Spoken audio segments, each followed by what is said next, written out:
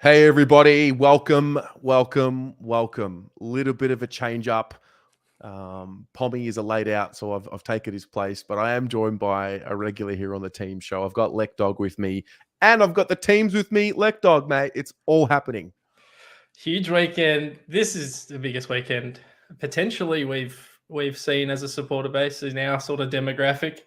You can argue that Port Adelaide game, but I think this is it. No coincidence, Tez, that Pom disappears the day Charlie Curnow gets a 6-year contract extension. I suspect he might be outside his house, if I'm being honest with you. It makes a lot of sense. A lot of things make a lot of sense this week. Playing Collingwood in this game, the way it's played out, Charlie extending for 6 years. It's a very exciting time, mate. And all little, I think for us, we try and latch onto all these little stories that make sense for why we're going to win and why it looks good for us. But I think there's no doubt that Charlie extending in the manner in which he did can only give them a little bit of an emotional boost.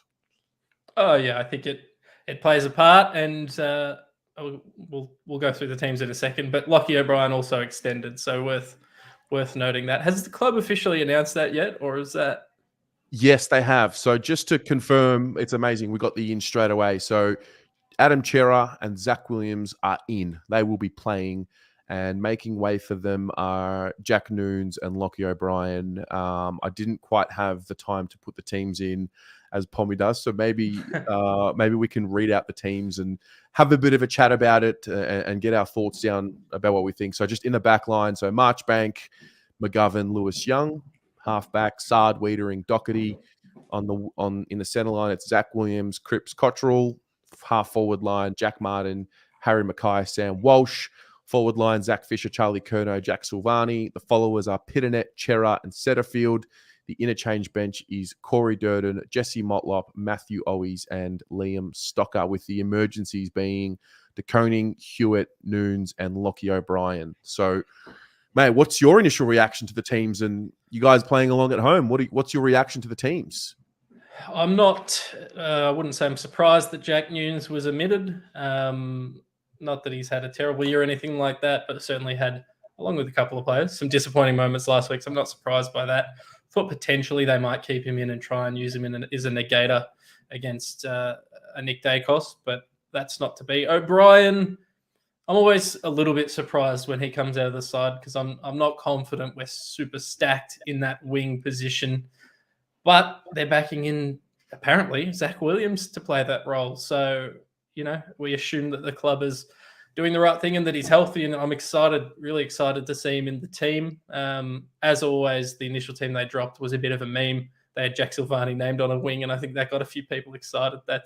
I don't think that was ever going to happen. And Adam Chera, another big inclusion for us. I don't expect him to be the player that takes the game by the scruff of the neck and wins it for us, but he's an important part of that midfield rotation, an important distributor, and his connection going inside forward 50 is always important for us. But outside of that, I quite like the team. I like Liam Stocker's held his place. Yep. We've got 3 small forwards named on the interchange. We need a big game out of all of them. And Will Setterfield, who we probably didn't expect to be in the team at this point in the year, has he played well last week and he's kept his spot. And we've seen all year that Voss and the coaching staff have rewarded players who've forced their way into the team and then cemented themselves in the team. So on paper, I'm excited. How about you? Yeah, I love it. I was actually talking about these exact changes with my brother-in-law, and he came up with these exact changes as well. I'm not surprised Hewitt is not playing. I love the fact that they gave him every chance to play. My take on the team is Jack Noons I'm not shocked with. Lockie O'Brien is obviously one that is a little bit interesting. But at the end of the day, my honest opinion is you have the opportunity to play Zach Williams or Adam Chera or even Sam Walsh on that wing, whatever they decide to do. I'm not sure if Lockie O'Brien on the wing has given us, he's been exceptional by his own standards and considering where he was 12 months ago and where we all thought he was 12 months ago, and obviously, finds himself on the rookie list this year, and I'm very happy for him. I'm okay with the idea of get your best players available in the team, let them figure it out, because good players find a way at the end of the day. Yeah. And I picture this game being one where we, not so different to the Melbourne game last week, where yes, we would love to use our width, but I just see it being such a fierce contest that I'd rather have better ball winners, better contested players around the ground as much as possible. Now, listen, it might come back and bite us in the arse, and the whole of Lachie O'Brien might be one that we really struggle with, but I don't think it's going to be a hole where it's like, oh my God, where was Lachie O'Brien? It's an interesting point. Wanting the best players in the team. I think under Teague, we asked for how come we're not playing a winger on the wing role and stuff? How come we're not playing a defender in a defensive spot or a midfielder in a midfielder? We were just filling gaps with like the next guy in. Voss has pretty much not done that this year. However, I'd say the caliber of play that he's had to play with is a lot higher than the caliber of the players we were bringing in previous years. So I'm with you. Normally I'm like, well, if you don't have another winger, don't bring in another winger. But Zach Williams is just, his upside is so high, and same with Adam Chera, that you can't not have him in the team. And I think you're right. I've really liked Lachie O'Brien's year, but if his omission is the difference between us winning and losing, I don't think we're going to win anyway. And I think as well, it's a testament to Matt Cottrell, the season he's put together, a guy who we largely thought of as a bit player. He had good effort, but no skills, and kind of a bit of a nothing player. And look, Voss likes him, it appears, and he's kind of become a best 22 player. He's kind of like what Jordan Boyd was earlier in the year as well. Absolutely. I mean, it's such a fascinating one when you look at his journey. And to be honest, this time last year, at the end of the season, I remember having conversations both, here on the channel and away from the channel, just on the phone with whoever, just around who had really improved from the year before. This was 12 months ago. Whereas when I look at it now, at least 6, 7, 8, 9, maybe 10 players, maybe more. Yeah. We'll think about it in a moment, maybe when the season's done and dusted. But Cottrell is one of them that's really improved, like genuine improvement. And if you had said we'd be playing in this game for finals, and one of Cottrell or Lachie O'Brien will be playing, you probably bank on O'Brien. But Cottrell's just done a phenomenal job. He's become tougher. He's become harder at the contest. He's become stronger in the contest, and deserves it. The other part of it as well is I still will never forget how free we allowed Steele Sidebottom to be last time we played on that wing. So yes, yeah, hoping there's some better accountability in that regard. Yeah, I'm glad you said it, because I was just going to run through the changes at Collingwood. Out goes Callum Brown, who was their medi sub, Josh Carmichael and Trent Bianco. In comes Finlay McRae and Jordan De Goey. Previous times, I'm glad you mentioned Steele Sidebottom, De Goey, they're the kind of guys that have got a hold of us before. De Goey, not so much when he's played forward, but when they've allowed him to play midfield and behind the ball. We need accountability on a guy like Steele Sidebottom, on a guy like Nick Dacos, who they've named in the centre. Their game style is very different to ours. They want to find the angles and use the space and be a bit more creative than us, which, we just want to get the ball into the hands of our good players and put it in front of Charlie and Harry. They're a bit, I'd say, more methodical with how they use their space. If you can keep them accountable, you can stop that run and you can stop that carry. And that's what we need to do. So if Cotters goes to Steele Sidebottom, I don't think he's going to have quite the easy day he had back in whatever round it was that we played them. The other one, which I'm curious to see how it plays out on Sunday, is will we still use Sam Doherty in the midfield? Because the one thing I loved about what he did last week against the D's, and I think it really does apply to the Pies as well, because they've got Darcy Moore is a factor behind the ball, the way he sets them up and the way he intercepts, and the way they look to really possess the ball and go straight away from defense. And the reason why I'm bringing that up is Doc, the way he just got the ball forward from the midfield as opposed to the dump kick out of the back line, I think can really hurt the Pies. I think Charlie Curnow especially is someone that you just put the ball in his area in an unpredictable way and he seems to find a way to make things happen. And I'm curious to see if, like, knowing Chera is back, knowing Zach Williams is in, knowing that the way they've named it, we've got the midfield players back there. I wonder if Doc will still be used, throughout that midfield. Interesting. It's an interesting topic. I liked it. I liked the way he sort of sat off on the defensive side and generated run that way. Similar to how George Hewitt wheels and goes, but he wasn't the guy wheeling. He was kind of receiving and then distributing.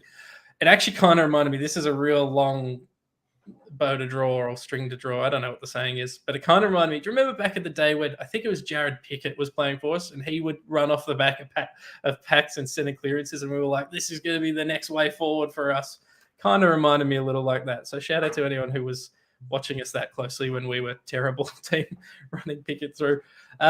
For me, it's a pretty simple one. This game, Tez, in terms of how we win, their defenders, Howe and Moore, solid defenders, pretty good. I think they're slightly overrated, but touch wood.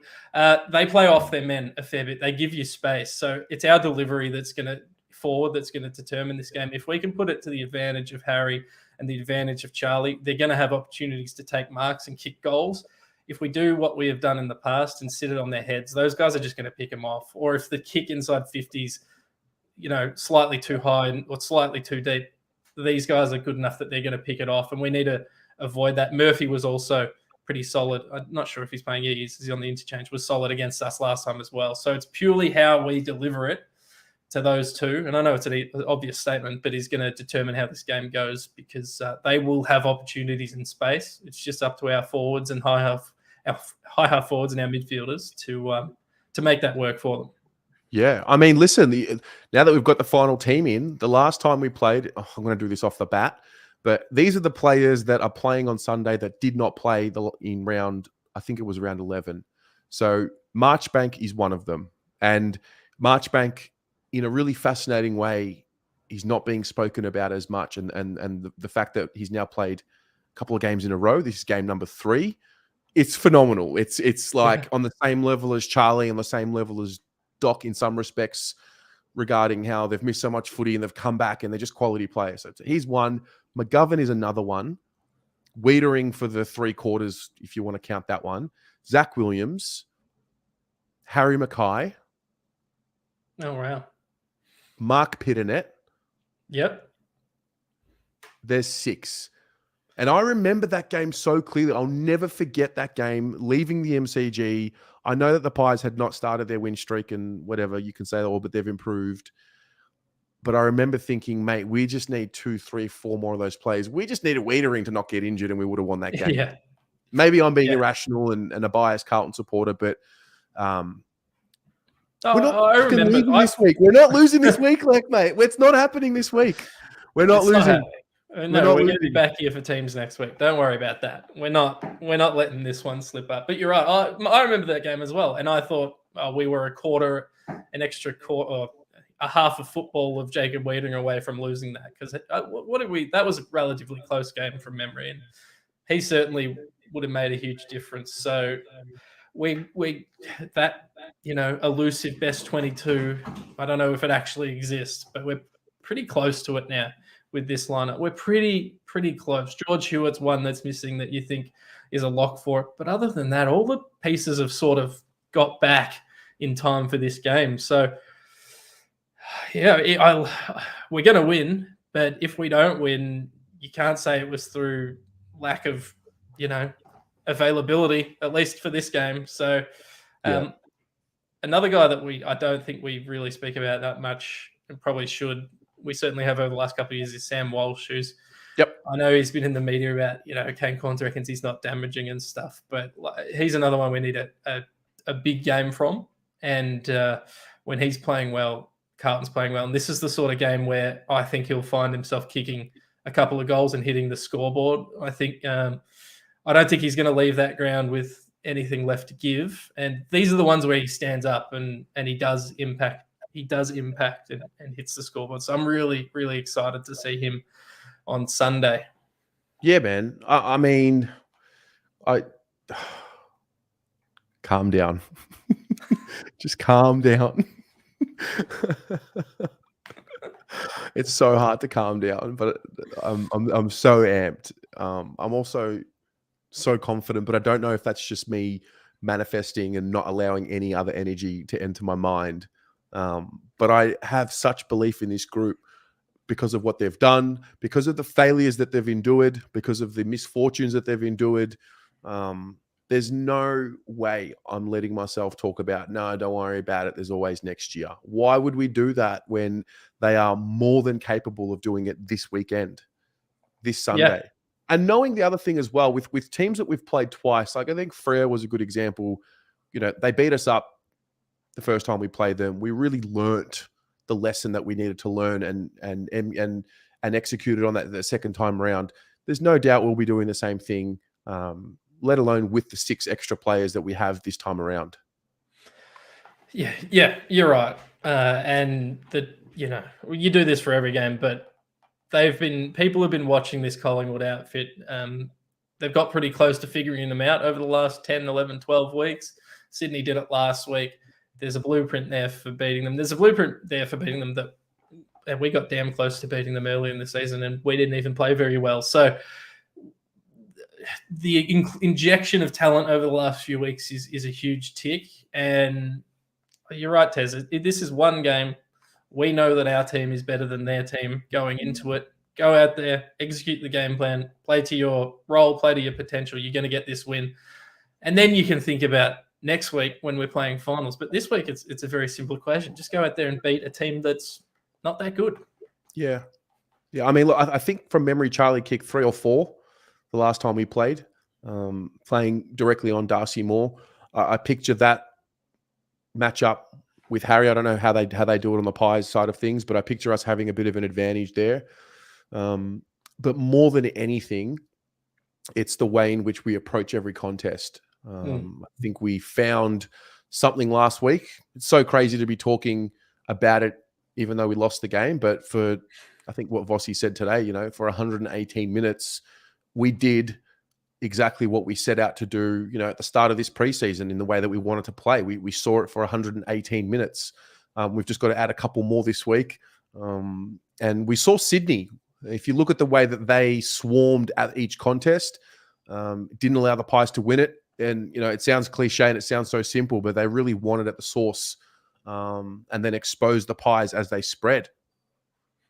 Yeah. We're going to know very quickly in this game, I think, how the messaging through the week's gone to come into the players and how they're going to respond. I think it's from the minute that ball's bounced, I think that we are going to be going so hard at the contest. We're going to be swarming. At other different games throughout the year, we've had really bad luck where balls have just seemed to have bounced the opposite direction every single week. Well, I don't think that's happening this week. I think the amount of pressure the guys like Chera, Sam Walsh, Cripper, they're going to have, 6+ tackles each. It's going to be a slug. And then hopefully it gets to a point where we've been slugging away and then your Charlie and your Harry break out. I mean, you want them kicking goals early, but we know how they operate. They get in that streak where they kick a few. We're going to capitalize. And I'm really, really excited to see Motlop, Owies, and Durden in this stage, because they're going to be really, really important when guys like Dacos go back, when John Noble is one of their users coming outside of defense. There's going to be huge, huge opportunities for those 3 small guys to both carry the game plan and the intent across through their tackling and their pressure, and B, to actually be really damaging in terms of a negating role. And hopefully this is the week that those 3 can also all kick goals, because that would just make me breathe a little bit easier. It would. A few questions here, a few things. Aiden, I've had a look. Right now it says that it's 15 and clear weather. And if that is the case, that's perfect for us. We've got some feedback. Yes, Jasmina, she was talking about Caleb Marchbank. Sorry, there is one person that always talks about Caleb Marchbank. And also a couple of Collingwood supporters here in the chat. Bring your friends. Bring them. Bring every single one of those Collingwood supporters. Bring them. Come. Let's hang out. Let's talk. And make sure you're there after the game, fan cams. Don't shirk the contest when Carlton win. I want to see you all. Bring the same energy you brought in round 11. Please make sure that you're there. We really look forward to seeing you. Lek. Fan cams isn't just reserved for Carlton supporters. It's we welcome everyone. Well, it's funny because people, non-Carlton fans, like to come when we lose, and that's fine. It's interesting though because they don't seem to show up when we win, so it's a little bit of a two-way. It's a little bit of a one-way street. Unlike us, we show up every week.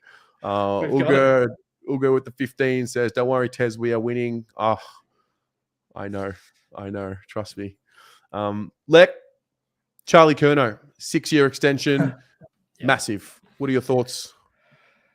Oh, well, it's in vogue at the moment, isn't it? The long-term contract. I'm not sure what's driving that. Maybe there's some still some insecurities after COVID affected people's contracts. I'm not sure, but I think whatever that part doesn't really matter. The fact that he signed on to, he will be 31, 32 at the end of that contract, which is pretty scary to think about, to be honest. He'll be like almost in the Josh Kennedy from West Coast age at the end of that contract. It's a huge sign of confidence, and I don't, without knowing how much he's getting paid, I want to say humility as well, because like he has the opportunity next year to do a LeBron James, wait it out, and get an absolute bag from every other club in the competition. So to commit to us early, to give us that sound mind and confidence heading into next year that he's not going to leave is amazing. He clearly loves the club, and he's a superstar, mate. So honestly, they could be paying him $2 million a year, and I'd be saying it's unders, because this bloke is unbelievable, and he's only going to get better over the next couple of years as well as he fully enters his prime. So it's a huge sign of confidence in the running, and the people running the club as well. Well, a lot gets spoken about missing pieces and the players that need to come back. When you really think about it, high level, let's remove ourselves from the last month and even this season, right? Charlie has always been the missing piece. Like he really has. I think when he and Harry are there together, I can only think off the top of my head right now one club which has as dangerous a duo in that forward line. That's obviously Geelong with Hawkins and Cameron. Yeah.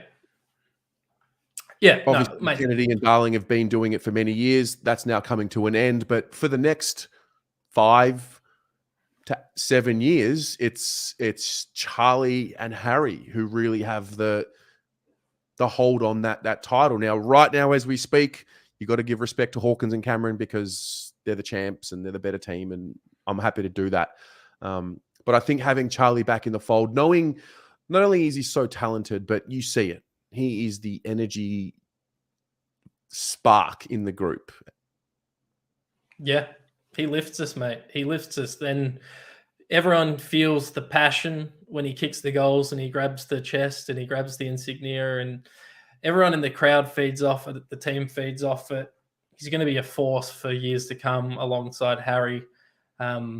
At some stage as well in this next 6-year period, he's going to be the guy that's developing our next set of key forwards as well. And I know that's a long-term view, but he's going to start having that wisdom to pass down and hopefully help create a generation of that next generation of players as well. And I know I'm thinking pretty far ahead there, but it's exciting. I tweeted something earlier today that the oldest player on Carlton's list who's only been on Carlton's list, and it's a pretty specific stat, but is Paddy Cripps, who's 27. And the next oldest is Charlie Curnow at 25, who's coming into his prime now. So that says to me that was the first part of the rebuild, right? It was Charlie. It was Charlie and Harry and Cunningham and Sauce. And that was the first, and Wiedering. That was the first part of the rebuild. We're now at a point where they're still really young, but they're making up the core of our group moving forward, and to have long-term commitments from pretty much all of them to date, and you'd expect the others to sign on is a huge. It gives me great confidence moving forward, and we're not throwing big bags of money at players who haven't shown that they're talented and haven't shown that they're in it for the long haul. We're giving it to the guys that have been here since the start of this thing. So I really believe in sort of home growing the core of your list and then filling out the holes where you need it. And this is a prime example. So it's big. It's bigger than we can probably express. It's a huge acquisition, or a huge retainment, I guess, is the correct word. Totally. And just a reminder, and I'm pretty confident in when I say this, people who have been a part of the Blue Abroad community for as long as it's been around, part of being in this community is we don't get sucked into mainstream media. We don't get sucked into these stupid reports about exorbitant salaries and paying this bloke 1.1 and this bloke 900. None of that. They're all committed to the cause. I'm actually going to read out some quotes here from Charlie, which gave me goosebumps today. Just the way he spoke, the gratitude, the maturity he spoke with. He said it was always a dream of his to play for Carlton and build something with these boys. We've been doing it for too long now to let it go. And it was really about the fans. I thought it was such a good touch. He said, it's obviously such a passionate club and supporter base. For me, someone who was out of the game for so long, to feel the support in a game, it's an addictive feeling and I love it.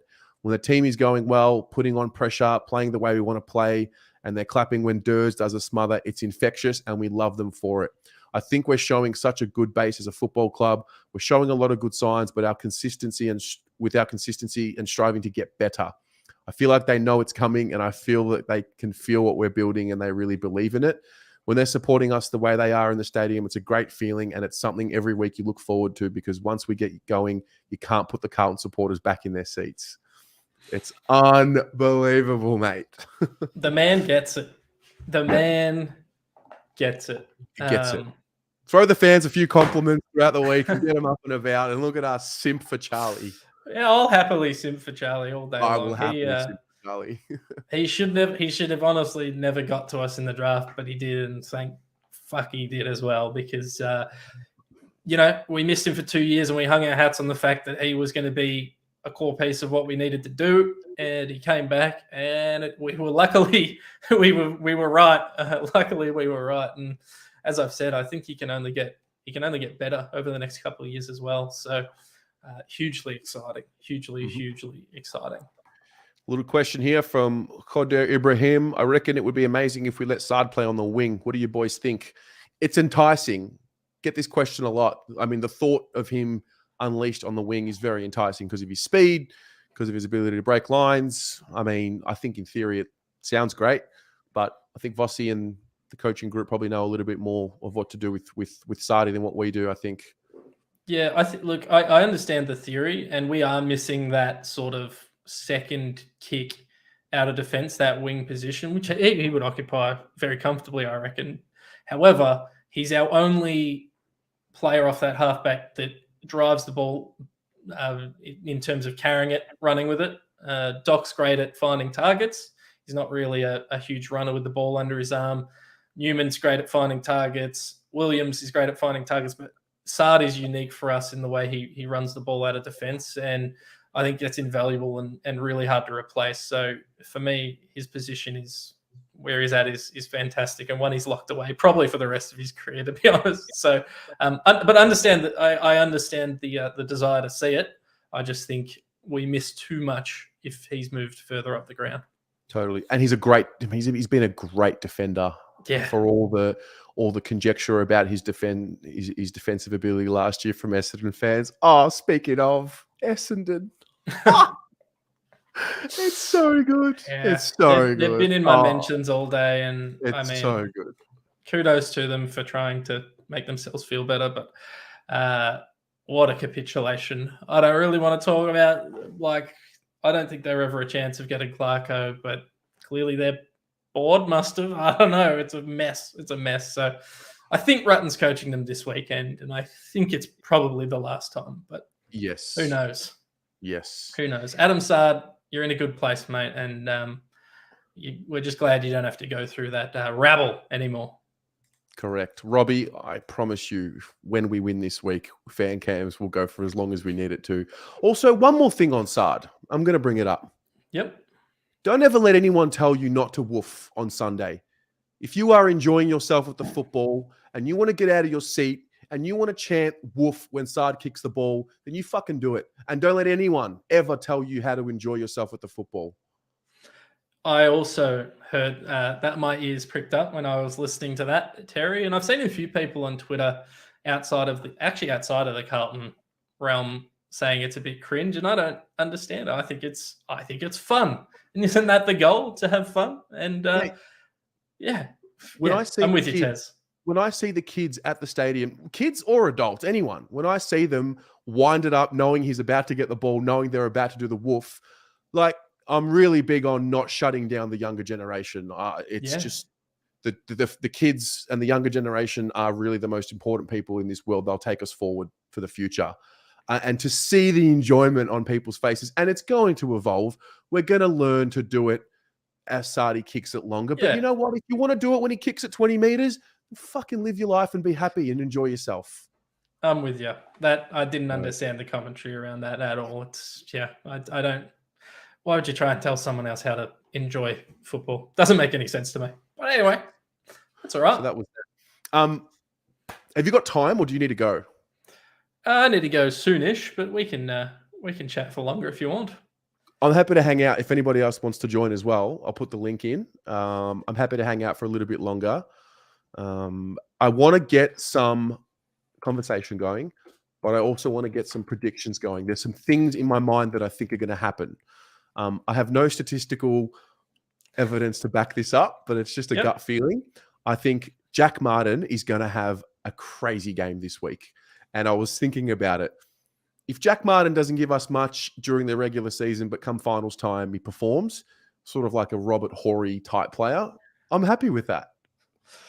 Oh, mate, I'm with you. It's feast or famine with Jack, and that's just his game style. And I thought he was pretty damn good against Melbourne as well. He kicked 3 goals in the end, something like that. That's the kind of player he can be. I've said this for every big game we've had this year that he's been in for. This is the game he kicks another 3 1/4.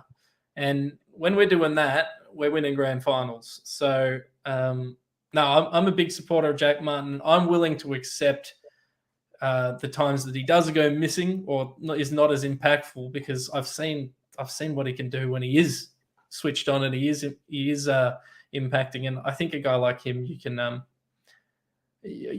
do worse things than have him in your 22.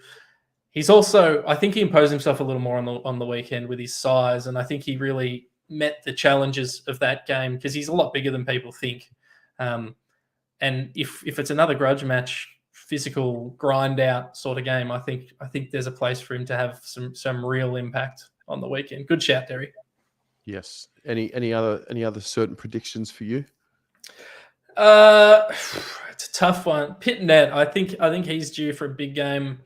I wasn't the biggest fan of his performance against Melbourne in terms of his off-ball stuff. I sort of had his back to some contests, didn't put the pressure on. I think they will have identified that during the week as an area for improvement. And up against Darcy Cameron and Mason Cox, I'm expecting more of the same in the ruck, but it's his around the ball pressure, it's his bumping of other midfielders. That's what I want to see, and I think he's going to be a guy that gets up for this game. I'm really excited to see his performance. Yep. Darren, thank you for the $3. Thoughts on the Akers rumors? Fine, we can talk about it. I kind of don't want to talk about trade just yet because I don't want to jinx what's going on. I don't know. I'm not big on Akers as much as what I am some of the other names. I love Griffin Logan, the idea of him coming. But yeah. He fills a hole that we have in our list profile in terms of the position he plays. I suspect there will be a couple other names that come up in that wing role that we'll be looking at, and I think a couple are more likely than a Blake Akers to come off.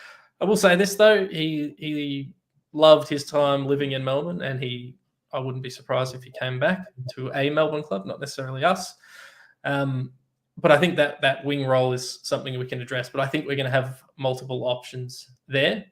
I also think how we play this week, Terry, will impact our off-season in terms of acquisitions and moving forward. Because if we can play finals, when we play finals this year, when people see, the core of our list being the age it is, that sort of hitting its prime, we're going to start to get the veterans from other teams looking to come and fill gaps on our list, like a Hawthorn has in the past, like a Melbourne has. Not so much Melbourne, but like a Hawthorn did in the past. So there's going to be plenty of opportunities for us to acquire players over the next few years. I would like the club, as they've said, to focus somewhat on the draft and replenishing the bottom end of the draft, so that when Charlie is 32 and kicking bags of goals as the vet, as the big grizzled veteran, we have some more players beneath him. So, yeah, but I think that's the off season's a whole nother series of videos. We will get to off season. I don't know how many of you in the audience are new to the channel, but we cover absolutely everything there is to cover when it comes to the Carlton Football Club. Trade, draft, everything, AFLW. So we'll definitely cover that. Mate, I was just going to quickly say, Max Klein in the comments has said, it's important to note our VFL team is also in the same position as us this week. When we're in a loss and all Richmond need to do is beat Frankston, and the VFL team is playing Curtain Raiser on Sunday, which I didn't actually know about. So if you're out there listening, I think it's like 11:45. There's going to be a VFL game. Everyone can come and watch who's going to the Carlton Collingwood game. So get along and back in the boys. Yes, I was about to announce it at some point, but sorry. No, it's fine. As in, what I'm talking about is we haven't really done like a pre-game meetup. I get messages most weeks about it. Guys, girls in the audience, let's hang out before the game and watch the VFL together. I'm pretty sure you just go there and you sit wherever you want, and then eventually they move you out. So get to the MCG. Let's all hang out, have a pre-game meetup. Just pack out one of the bays on level 1 and watch the VFL boys and just get amongst it. It's going to be a nice winter's day. Rug up, but it'll be a nice winter's day. So as many of you as possible, let's go lose our absolute shit at the VFL right before the AFL game and just get hyped. Give him the loudest crowd they've ever had. Oh, mate. I'm going to be woofing Paddy Dow. I can't wait. I'll woof Paddy Dow every time he gets a 10-meter handball. I'm in. Let's do it. Yeah, no, that'll be great. I'll be at the game nice and early as well. So we'll catch up. We'll watch it. It's going to be great. It's really exciting. I will have more details on Sunday. I'll let you all know where the bay that we're going to go and watch the game from is. But get there nice and early, and we can hang out and just talk before the big one. Yeah. No, love it. It'll be great. Mate, before I let you go, final prediction for Sunday. Oh, it's not a prediction. I know the result. Carlton win by 37 points. I love it. I love it so much. Let me have more of it. Mate, thank you so much for being a part of the team show as well. I know that we're going to be back for finals and you'll be doing that show, but it's been a pleasure to have you here. It's been fantastic. Thanks for letting me and Pom talk shit every week. Love it. All right, mate. We'll speak soon. Peace out. Oh, this is great. We're in the finals. Right, we'll leave that for Sunday about fucking 8 o'clock or something. But nah, I'm excited. I'm excited. So give us a rundown. You're stuck on, I don't know where you are. You've had some car troubles. Is that right? Yeah, RSCV, congratulations to you. I had a threaded nut on my front tyre and I evidently got the biggest RSCV. We're struggling a little bit there. Pom, are you with us? All right, we'll get him back shortly. Kareem, the dream. How you doing, Tez? I'm good, brother. What's going on? I'm ready for Sunday. What are you thinking? What are you feeling? I'm not gonna lie, I am a little bit nervous. But I think you mentioned it before. Last time we played, we had 6 plays out, and we nearly won. And there's one player you didn't mention. We didn't have Jack Martin. True. Sorry, you're right. We did not have Jack Martin. I thought he played. Yeah. So like we're bringing in 2 of our second best forwards instead of Curnow. So, and we nearly won. So, I mean, that defense, they don't know what's going to hit him coming this week. And like, I admit Moore's a good defender, but you can't stop Curnow and Mackay at once. Like, you just can't do that. Martin will I think Maynard will go to Martin. And that's a good thing for us. It frees up the small forwards. They won't have Maynard. Because I remember the last game when we played against him, you could see Maynard was using his height against our small forwards, getting the marks, and he was just really bullying our small forwards. So I think that Martin in is huge, very big. Are you going to be there? Unfortunately not. Unfortunately. I've been trying to buy tickets this whole week, but I'll be on the watch along with Pommy. I'll be on the watch along. No, that's all right. As long, I mean, there's a way to be with everyone, whether you're at the game or not. That's the beauty of what we've got. We've got the watch along for those who watch from home, and the reality is more people watch the game from away from the stadium than what they do at the stadium. We've got a lot of We've actually got quite a few internationals here in the audience as well, and interstate people. So you're well covered. Yeah, man. Especially with Pommy, man. He makes you laugh during those watch alongs. You don't get angry during those watch alongs. I'm just laughing at Pommy rant and stuff. Yeah, no, he's great. Games. He's I'm going to try and get him back in now. But what else is on your mind, man? Yeah, just Sunday, really. I think we're looking towards Sunday. I'm not gonna lie, I really did want Collingwood to come back in, but I'm happy we've pitted it by himself. But yeah, just Sunday. Let's get to Sunday. Let's get 90,000 to the G. Let's get the win, and we'll see him in finals hopefully and beat him again. Absolutely, man. Am I going to see you on fan cams after the game? Oh, absolutely, man. Absolutely. Win or loss, I'll be on the fan cams. Love it, man. Well, enjoy the rest of your week. Weekend starts now, and mate, we'll see you Sunday. See you, Tez. Have a good night. All right, man. Cam. Terry, how you going? Good, mate. Yourself? Yeah, good. Just wanted to say, like, this week, it ain't anything like any other week. Like, I'm, 29. We've not seen a club in this position actually competing. We should already have locked it away, but it is what it is. And the idea of Sunday is just like, it's intense. It's now it's Friday. Every night this week, I've just dreamt of snippets of the game. I can't get it in my head. Yeah, man. Were you at the 2013 final? Yeah. It's so strange. I didn't think I would experience a Raw like that for years, but I'm so confident that this week will be even more intense and even more fierce. Yeah.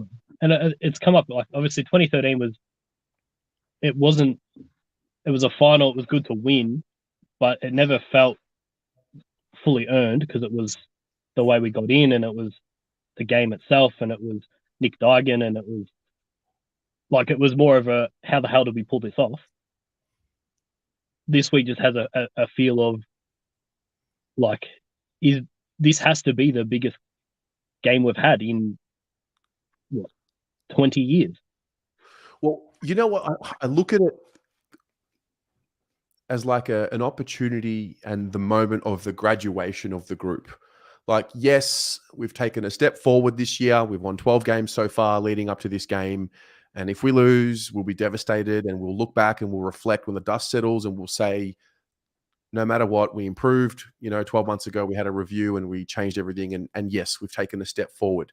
But the reality is, you play the game to win premierships. And I think most of us are pretty okay with the fact that we may not win the premiership this year, but the group really need to play finals at some point in their existence to start getting towards that next flag. And I just think it would create, I feel like it would create lifelong memories. Like, this is the game when we finally got back into that mix of the final 8, Yeah, I mean, and as you talk about, like, the younger generation of fans, but also the players, it's the build up. It's, you lose. If you lose the game, you go into next year, you build on the successes of the year and then move forward.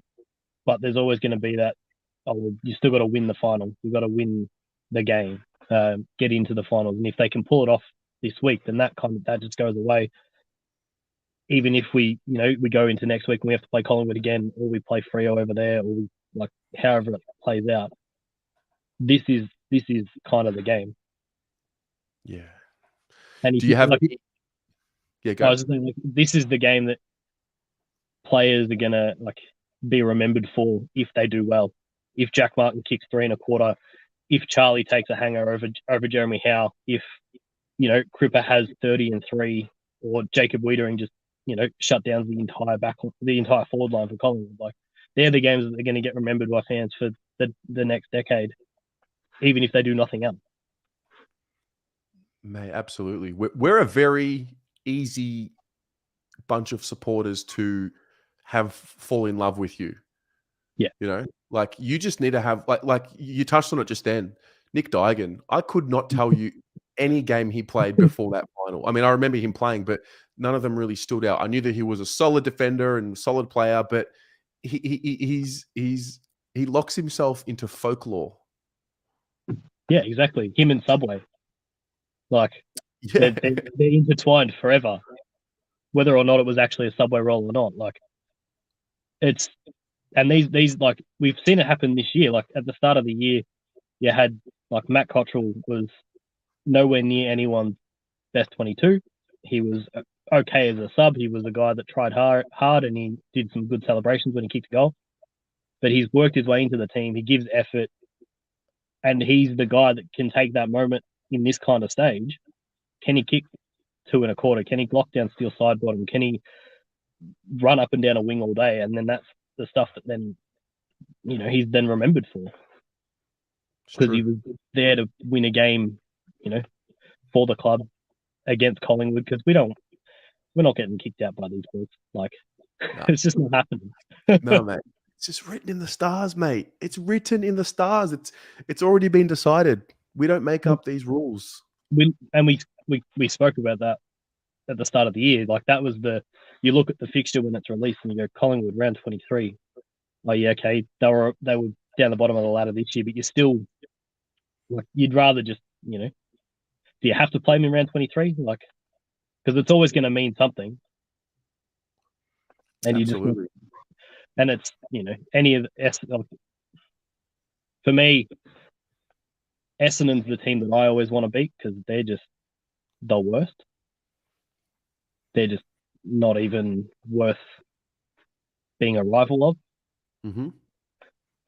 Collingwood, the rival that you have to acknowledge that they're what they are. They are the AFL with us. We're the two teams that kind of run the show. So there's an acknowledgement of strength there, regardless of where teams are in the ladder. It doesn't matter. There's always an importance on the game. This one's just got that next layer because it's not a final, but it is. Yeah, totally. Totally. Who's your tip for tonight, the Brisbane-Melbourne game? Look, I reckon the Lions probably get it done, but they're hot and cold as we've seen as well. So I think they're relying on a Danaher or a kind of shootout style game. I mean, Zach Bailey kicks 4 or something like that. If it's a low scoring game, the D's probably get them covered. But I don't back the D's to really kick over 80 points at the moment. Yeah, with and the way they play. Yeah, and as for Sunday, where are you watching from? I'm in Tassie, so just watching from home. We'll be woofing from the lounge room, and cheering on, waiting for that final siren. Love it, mate. Love it. Well, enjoy your Friday, enjoy your Saturday, and see you Sunday. Can't wait. Can it be tomorrow? Good on you, mate. Catcha. See ya. I've got one more here in the waiting room. Billy. Tez, mate, how you going? I remember you. AFL Evolution. Billy's got my number. That's you, mate. Ladies and gents, I don't know how long you've been here, but when we had lockdown, we started doing AFL Evolution 2 streams. And this guy here, actually, we played a few times. I could never beat you. Not one time. Yeah, quite. No, I'm pretty sure you got my measure a few times, but it was very even every game. What are your thoughts on this week, mate? Buzzing, man. I just can't wait. Can't wait. I'll be there cheering them on. Got to bring my Collingwood, mate. Jeez, he gave it to me last time. We're on the train last time. Left early. I was on the train, about 20 Carlton supporters around me on my phone watching the last 5 minutes. I was shaking. I could not believe we nearly won that game. And mate, I'll be there cheering my ass off, and hopefully we get that win. Where are you sitting? Level 4, like in front of the scoreboard. Yeah. Oh wow, wow. Yeah. What do you think of the changes? Listen, I would have loved Hewitt in, honestly, but I'm happy with Williams and Chera. I'm happy with that because I still think we challenged Melbourne last week with it was a fairly average squad. But I reckon we've got them. We can beat anyone any day. You know, and it's Collingwood. We can't be scared of Collingwood, can we? We're No. the Baggers, mate. We're the Blues. That's it, mate. I usually don't chirp this much because I know it can just Yeah. come back and bite you. You get clipped. And a lot of things can happen. Of course. But I'm pretty confident this week. You have to go in Nice. confident. And if we You have lose, to. we'll deal with it. We will That's deal with it. it if we lose. You know, we'll sit here, we'll show up every time, no matter what. Absolutely. Absolutely. Yeah. Yeah, that's it, mate. Awesome. Mate, good No to see you. worries. I'll Good to see you, chat brother. to you amongst the next few days. No worries. All right, take it easy. See you, mate. All right. I'm buzzing. 50-minute stream. Thanks for joining. These are the teams. Zach Williams, Adam Chera in for Jack Noons and Lockie O'Brien. It's on for young and old. Good luck getting to sleep tonight. Good luck getting to sleep on Saturday night. And enjoy yourselves. We'll be there early on Sunday. Look out on Instagram. I'll let you know which bay we end up going to. Would love to hang out with as many of you that are in Melbourne and that can come early, so we can actually have that opportunity to, you know, meet and just hang out, because it's a very special time and it's a very special milestone in the journey of the group. So get amongst it and go the Mighty Blues.